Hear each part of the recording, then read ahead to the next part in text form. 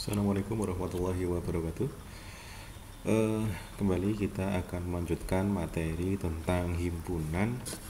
Tapi kali ini kita akan mengenal mengenai himpunan fasi. Sebagai pengantarnya kita akan mengenal tentang logika fasi terlebih dahulu.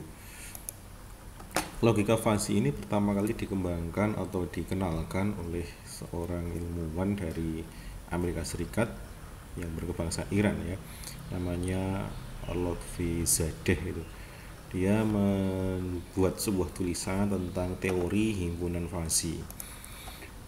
Profesor Zadeh beralasan bahwa orang terkadang tidak memerlukan ketepatan secara numerik, tapi mereka perlu membuat suatu kontrol yang adaptif terhadap kondisi yang ada. Akhirnya jika pengendali umpan balik bisa diprogram untuk menerima noise masukan yang tidak tepat, maka akan jauh efektif dan mungkin bisa diterapkan. Karena dalam kehidupan yang real tentu kita tidak selalu bertemu dengan hal yang tepat inputnya. Dalam pengertian luas, logika fasi adalah suatu wilayah aplikasi teori himpunan fasi, di mana nanti penggunaan konsep, prinsip, dan metodenya itu dipakai untuk merumuskan suatu format sehingga bisa mendekati sesuatu yang pas ketika dalam mengambil suatu keputusan. Dalam susunan yang dimanfaatkan dalam teori himpunan fasi untuk mendapatkan keputusan, maka ditetapkan suatu hubungan antara derajat keanggotaan himpunan fasi dengan derajat keanggotaan fasi secara proporsinya. Meskipun logika fasi dikembangkan di Amerika, namun lebih populer atau banyak digunakan di Jepang ya, karena di Jepang sebagai negara yang maju industrinya banyak menggunakan aplikasi ini.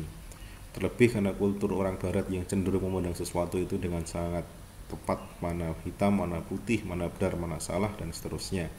Berbeda dengan orang Asia, orang Timur yang bisa menerima kondisi yang abu-abu, mungkin setengah benar atau mungkin setengah salah, kira-kira begitu.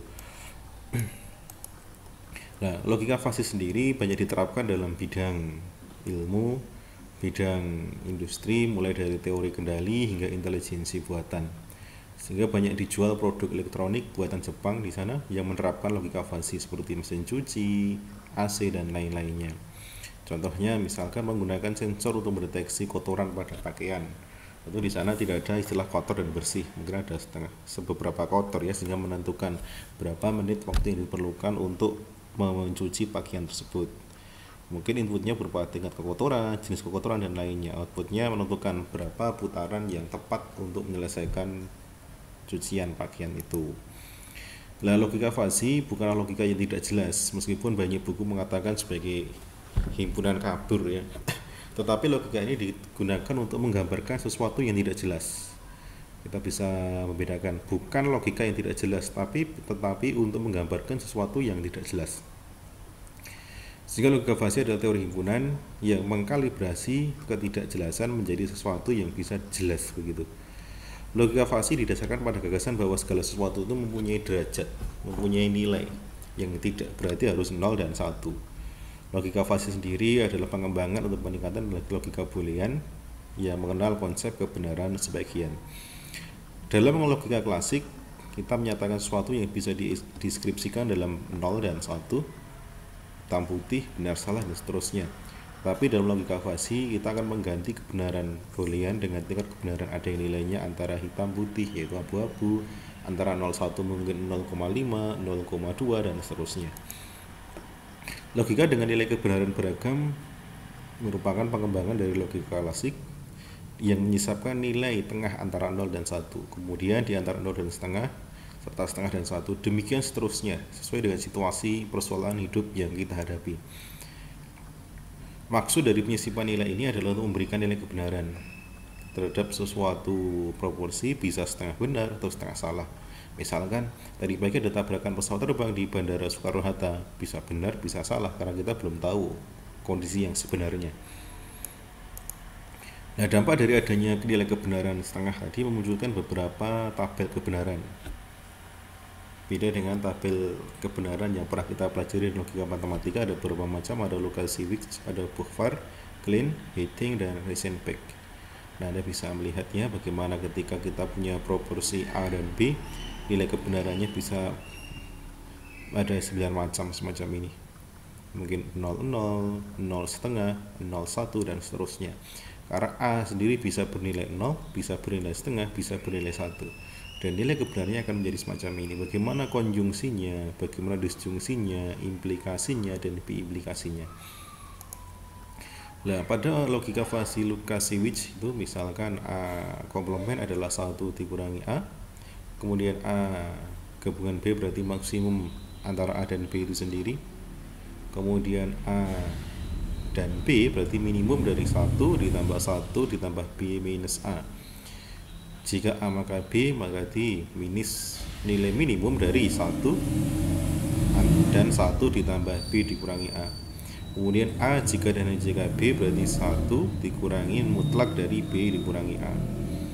Selanjutnya A atau B berarti jika A maka B, dan seterusnya ya. Begini nilai kebenaran yang berlaku dalam salah satu contoh logikanya. Nah, logika Vasil sendiri telah menjadi diaplikasikan dalam berbagai bidang ilmu, terutama dalam bidang IT, komputer, service, dan komputer engineering.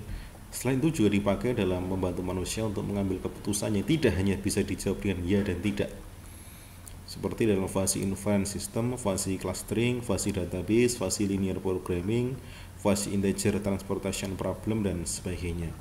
Sehingga banyak sekali permasalahan yang real itu tidak hanya sekedar iya dan tidak, mungkin ada beberapa pilihan lain yang diperlukan untuk menjawab permasalahan tersebut. Berikut ya tentang sedikit pengantar bagaimana logika Vasil sebelum kita belajar lebih lanjut nantinya. Semoga menjadi gambaran bagi kita semua bahwa logika atau matematika bukan sesuatu yang hanya sekedar hitam putih, benar salah, 0 dan 1, tapi di sana juga memfasilitasi beberapa nilai yang mungkin terjadi dalam kehidupan kita sehari-hari. Sebagai tugas, berikan contoh nanti bagaimana penerapan logika Vasil dalam dunia industri, mungkin erat kaitannya dengan bidang pekerja yang Anda geluti saat ini. Bisa Anda tulis dan Anda kirimkan, boleh tulis tangan, boleh diketik, monggo.